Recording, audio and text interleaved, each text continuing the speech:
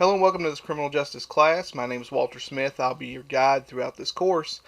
I'm looking forward to a great semester. I hope everybody had a wonderful break and is energized and ready to get back to work. I just want to start by telling you a little bit about me. And I think I should start with my qualifications. And the reason I start here is because you are paying a lot of money to be in this class, and I think you have a right to know the qualifications of the person that's providing you the material, so that you can make a determination for yourself as to whether or not I have anything relevant to say about the subject matter.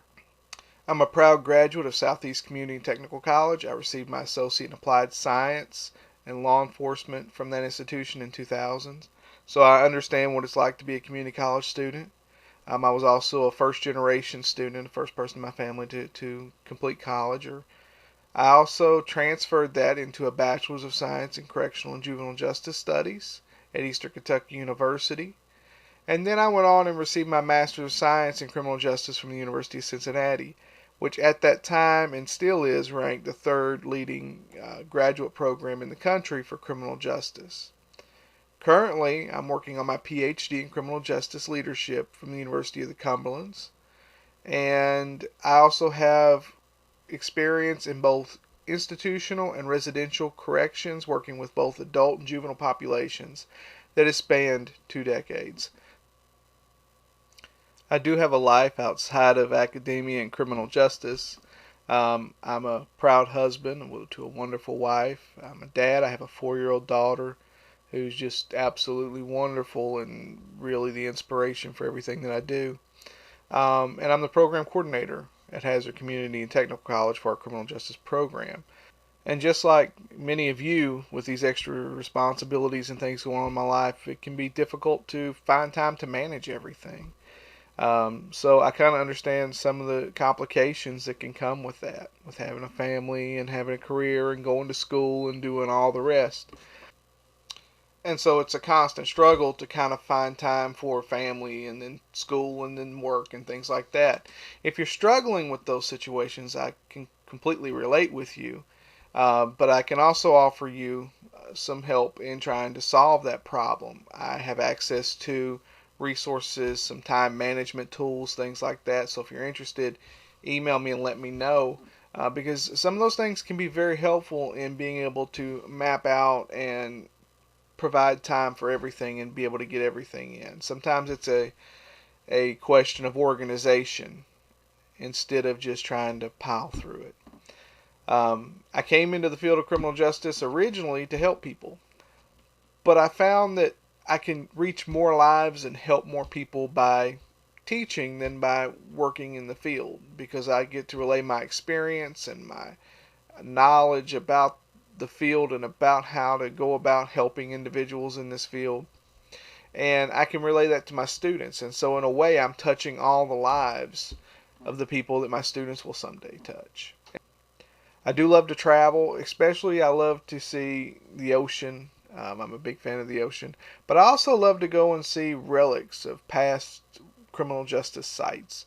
On this PowerPoint, you can see a picture of the Charleston jail. This is a jail that dates back to the 1600s.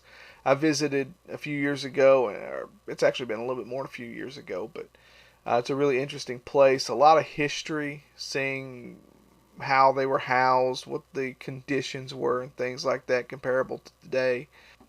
I think that there's a lot to learn from our history and the mistakes we've made in the past. We seem to, in this field, get in a revolving door mindset where we continually go back to past ideas, not realizing that we've used them in the past several times and that they failed, but instead thinking that they're innovative and new ideas that have never been tried before, so give them a chance. And then we're shocked when they fail again. This is just a breakdown of what's expected of not just you, the student, but me, the professor, as well. I think it's important to set expectations at the beginning so we both kind of know how the semester is going to play out. You are to complete all readings before coming to class each week. We will discuss readings in class, so it's important that you have that material read before you come. All assignments need to be completed on time. If you get behind, it's really hard to catch up. Contact me with any problems you may encounter in the course. So if you have a problem, I do try to work with students, but I'm not a mind reader, so if there's a problem, you have to let me know. Participate in class discussions. Be courteous to everybody in class, even if their viewpoints may be different than yours. Part of the educational experience is running into new ways of thinking and new ways of seeing the world. Create an environment conducive to learning. That is a responsibility I have for you, the student, but I also have for me, the professor, on my side as well. We all need to create a healthy environment where learning is possible. The professor should provide quality instruction and facilitate class discussions.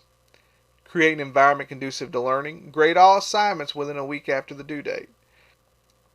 Now, sometimes that's not possible, maybe away at conference or something, but I should be able to communicate that to you and let you know the grades will be a little bit late in those instances. Provide quality feedback to students. Provide additional course help and assistance if possible, including our online criminal justice blackboard tutoring sessions. And be courteous to everyone in class. That's something. And finally, this is my contact information. My office hours are different for each semester, so look on your syllabus and see what the office hours are for this semester.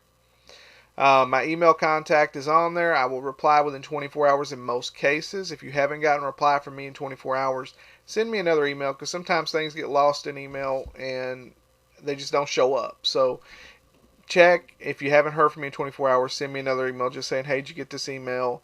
I need your answer on this. My phone number's on there, 606-487-3303, and my office location. That's both my mailing address and physical location if you want to come in for office hours. With that, I hope you have a great semester. I look forward to working with all of you, and I hope you get a lot out of this course.